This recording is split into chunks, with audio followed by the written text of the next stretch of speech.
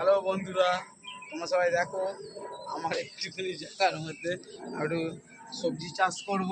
তা কি প্রচণ্ড যে ঘাস হয়েছে, আমি তো সেইভাবে তো চাষ তো পারি না।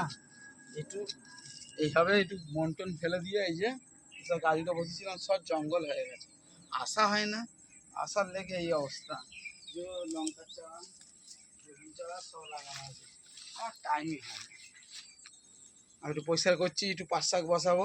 পাট শাক বসাবো বলতে বলো দানা রোপণ করবো, এগুলো একটু পরিষ্কার করে দিচ্ছি। এই যে একটু বসাবো, বসালে পরে চারাগুলো হবে। এটা কীভাবে ধরতে হয় সেটাও জানি না, এই ঝেপ করে মারতে সবাই যেমন মারে, আমি তো পারি না। দেখছি এইটা এবং সিধা হচ্ছে। বন্ধুরা তোমার সব কমেন্ট করবে যে কেমন হয়েছে। ঠিক আছে, আমি পারি না, শুধু দেখছি এইভাবে পরিষ্কার করলে। আমি তো হাঁপিয়ে গেছি।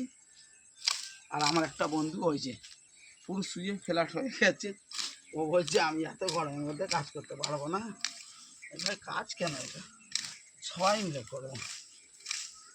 জামা দিলাম, একটু দানা ছড়িয়ে দেবো, এইটুকুনিটা মেরে দিয়ে, এইটুকুনি ঘাস হচ্ছে মেরে দিই। হ্যাঁ বন্ধুরা, পাঁচ শাক হওয়ার পর তোমাদেরকে তখন দেখাবো। আজকের এইটুকু।